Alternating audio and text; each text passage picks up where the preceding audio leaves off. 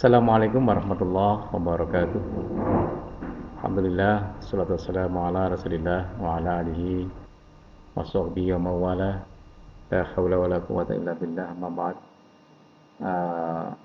Anakku sekalian, kelas 11 SMA Raden Ahmad Balbendo yang saya banggakan.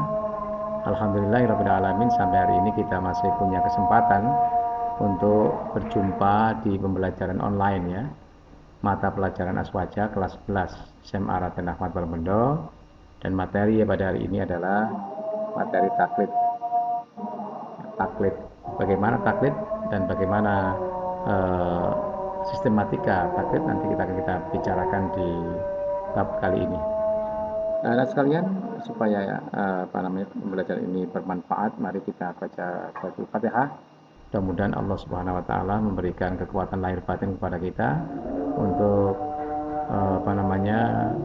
bisa melaksanakan kewajiban kita sebagai manusia dalam mencari ilmu. Al-hadiniyah bi barakatil Fatihah.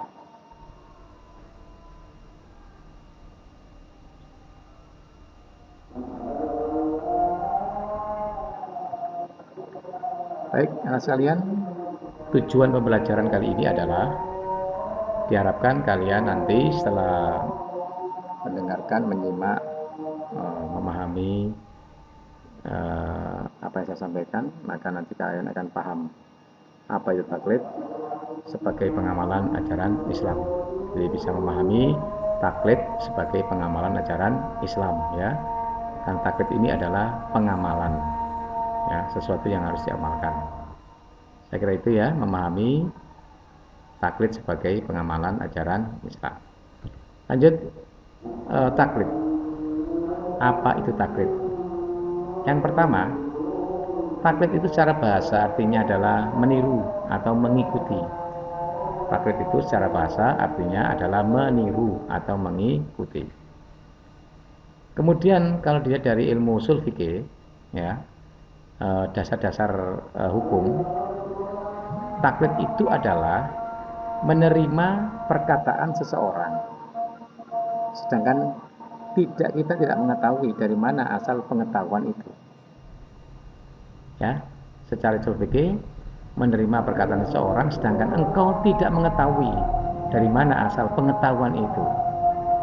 Begitu ada pendapat, wis pokoknya melok, kita nggak mengetahui ini pendapatnya siapa, seperti apa modelnya, yang penting kita ikut, selesai. Itu namanya taklid secara usul fikih. Nah, kemudian secara umum, taklid itu diartikan mempercayai pendapat seorang ulama untuk diikuti, meskipun tidak mengerti bagaimana ulama tersebut berijtihad. Jadi kita ini, karena kita orang bodoh, orang yang tidak mengerti agama, orang yang tidak menguasai keilmuan keagamaan, maka kita ini mempercayai pendapat seorang ulama atau beberapa ulama, kemudian kita ikuti. Nah, kita mengikuti pendapat-pendapat para ulama tersebut itu tanpa kita ini mengerti bagaimana mereka ini berijtihad, bagaimana konsep-konsep mereka dalam berijtihad. Kita nggak mau tahu, atau kita nggak tahu itu. Yang penting percaya, kemudian kita percaya dan mengikutinya tanpa mengetahui bagaimana mereka para ulama itu berijtihad. Nah, itu namanya pengertian taklid. Nah, seperti kita lah orang awam ini, karena nggak mengerti agama atau kurang paham agama, maka pokoknya carane sembahyang pokoknya ngono niru ulama, carane poso ya niru ulama, carane haji ya niru ulama. Itu namanya taklid ya. Kita nggak punya pengetahuan yang cukup untuk memahami itu masalah keagamaan ya. Itu taklid, nganut nang para ulama, para kiai ya, seperti itu. Nah, kemudian sekalian, ini pendapat jumhur ulama. Jumhur ulama itu artinya sebagian besar ulama itu berpendapat bahwa setiap orang awam itu wajib mengikuti pendapat para mujtahid dan mengambil fatwa-fatwanya. Jadi seseorang awam yang nggak mengerti keagamaan atau kurang paham masalah keagamaan, wajib hukumnya mengikuti pendapat para mujtahid. Mujtahid itu adalah para ulama yang berijtihad. Nah, ijtihad bagaimana ijtihad? Kemarin di bab 1 sudah saya jelaskan ya bagaimana ijtihad itu. Nah, tetapi yang hari ini saya sampaikan bahwa karena kita orang awam tidak mengerti tentang hukum-hukum Islam atau kurang paham tentang keilmuan-keilmuan keislaman, maka hukumnya wajib mengikuti pendapat para ulama mujtahid ya dan mengambil fatwa-fatwanya. Maka kemudian Haji Ahmad Siddiq itu mengatakan bertaklid itu berarti mengikuti pendapat orang lain yang diyakini kebenarannya sesuai dengan Al-Quran dan Al-Hadis. Karena kita ini orang-orang NU, orang-orang Ahlussunnah wal Jamaah, tentunya yang kita anut, yang kita ikuti adalah ulama-ulama Ahlussunnah wal Jamaah. Jangan kemudian kita ini mengaku orang NU, tapi pendapatnya mengikuti pendapat orang-orang Wahabi dan orang-orang Salafi. Ya nggak cocok lah ya. Kita harus mengikuti pendapat para ulama, para kiai pesantren ala Ahlussunnah wal Jamaah. Hati-hati anak sekalian, sekarang ini banyak konten-konten Wahabi, konten-konten Salafi yang bertentangan dengan konsep Ahlussunnah wal Jamaah. Banyak sekali di internet, banyak sekali. Hati-hati kalau kalian mempelajari kajian keislaman. Cari di NU online, cari di forum-forum Aswaja, itu kan banyak ya. Cari kiai-kiai yang Ahlussunnah wal Jamaah, jangan ngawur, jangan sembarangan kiai kamu ikuti, enggak boleh. Harus betul-betul kita ini selektif, memilih siapa yang harus kita ikuti ya. Gitu. Nah sekalian, sekarang hukum bertaklid. Bagaimanakah hukum taklid? Nah, hukum taklid itu boleh. Dalam hal apa? Bertaklid itu boleh dalam hal masalah furu'. Furu' itu cabang-cabang keilmuan bagi orang yang tidak mampu berijtihad. Bagi orang yang tidak mampu berijtihad boleh mengikuti pendapat para ulama-ulama dengan mengikuti imam mazhab. Ya, imam mazhab yang seperti yang saya sampaikan itu. Jadi hukumnya boleh ya, boleh. Tetapi kemudian bisa hukumnya wajib kalau kita betul-betul tidak mengerti bagaimana konsep-konsep keagamaan dan keilmuan-keilmuan keagamaan ya seperti itu. Kemudian sekalian, bertaklid itu tidak boleh apabila satu, bertaklid atau mengikuti adat istiadat yang bertentangan dengan Islam. Misalnya ada adat istiadat ketika punya hajat, kemudian ada joget-jogetan ala Jawa, ya kemudian ada minuman keras di dalamnya. Itu adat yang tidak boleh diikuti. Maka taklid itu tidak boleh pada adat istiadat yang bertentangan dengan Islam, ya. Tuh. Kemudian tidak boleh taklid pada orang yang nggak jelas kemampuan dan identitasnya. Sekarang ini banyak sekali. Bertaklid pada orang yang tidak jelas kemampuan dan identitasnya itu tidak boleh. Contoh sekarang di situs-situs kajian keislaman itu banyak yang nggak jelas itu. Ada ulama yang misuan, ada ulama yang ketika ditanya apa dalil perkataannya nggak bisa jawab. Ada ulama yang mentafsirkan Al-Quran sesuai dengan keinginannya. Sekarang banyak itu yang konten-konten yang bertentangan dengan konsep keislaman, itu banyak sekali anak sekalian ya. Yang jelas carilah ulama-ulama kiai yang jelas kemampuannya seperti Gusmus, Gus Baha ya, Gusmus, Gus Baha, kemudian ulama-ulama yang lain ya, ulama-ulama NU yang lain. Itu cari itu, jangan cari ulama yang nggak jelas, gak iso ngaji, gak iso dalil, tapi berani berkata keislaman di internet. Itu banyak sekali sekarang. Hati-hati betul ya. Kemudian yang ketiga, tidak boleh bertaklid pada pendapat yang salah, yang jelas-jelas salah.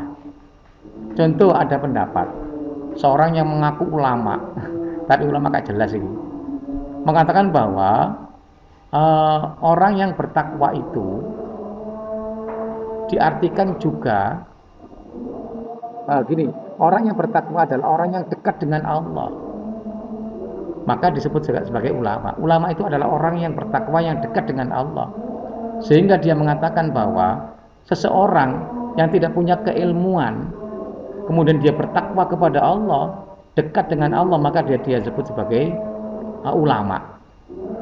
Padahal syarat sah menjadi ulama itu persyaratannya banyak sekali, harus menguasai ilmu Al-Quran, ilmu hadis, menguasai ilmu ilmu apa manhaj dan sebagainya harus dikuasai.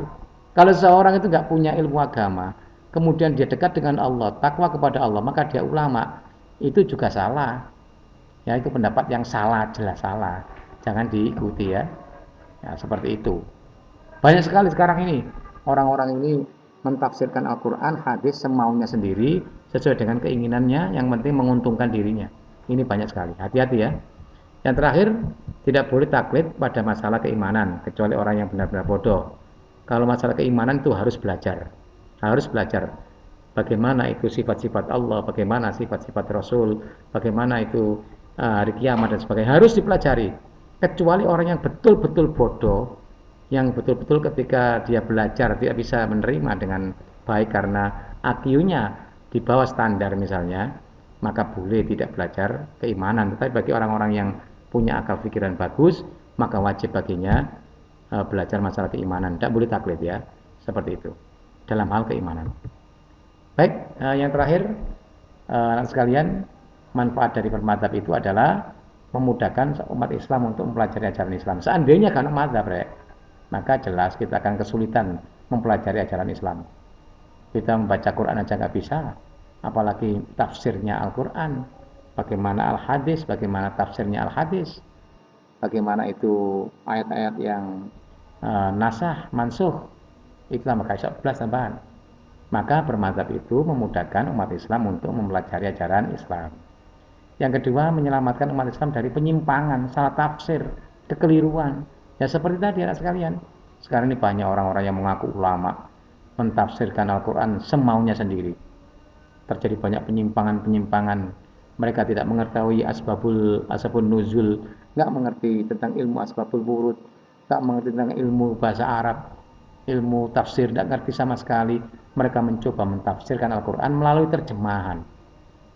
Terjemahan kemudian ditafsirkan sendiri menurut kemampuan dan egonya sendiri. Nah, umat Islam dengan adanya mazhab ini maka menyelamatkan dari penyimpangan dan salah tafsir serta kekeliruan dalam memahami ajaran Islam. Yang terakhir, sekalian, manfaat bermadzhab itu adalah membatasi meluasnya perbedaan pendapat di kalangan umat Islam. Kalau misalnya dibebaskan tanpa mazhab, maka akan terjadi berbagai macam perbedaan pendapat yang nantinya bisa mengarah kepada perpecahan, ya, seperti itu. Saya kira demikian sekarang ya, yang dapat saya sampaikan. Soalnya bisa kamu baca sendiri ya. Buatlah ilustrasi bagaimana seandainya setiap muslim tidak boleh berijtihad dan harus berijtihad sendiri dalam melaksanakan syariat Islam. Ya, ini kamu buat ilustrasi ya. Kemudian mengapa mazhab yang diakui hanya 4? Dan yang ketiga, bagaimana cara menyikapi tentang adanya perbedaan pendapat di antara 4 mazhab. Kalau nggak bisa ya tolong cari di situs-situs keislaman yang Ahlussunnah wal Jamaah, seperti di forum kajian Aswaja ya, kemudian di NU online dan lain-lain. Cari di sana. Kalau memang kalian nggak bisa menjawab soal-soal yang cukup menurut saya cukup sulit ini ya, 1, 2, 3 yang cukup sulit. Nah, baik, terakhir nanti tolong jawaban itu kalian foto dan bisa dikirim ke WA saya ya. Saya kira itu anak sekalian. Terima kasih atas segala perhatiannya, dan sampai jumpa di pembelajaran yang akan datang. Saya ucapkan wallahul muwaffiq ila aqwamit thariq. Assalamualaikum warahmatullahi wabarakatuh.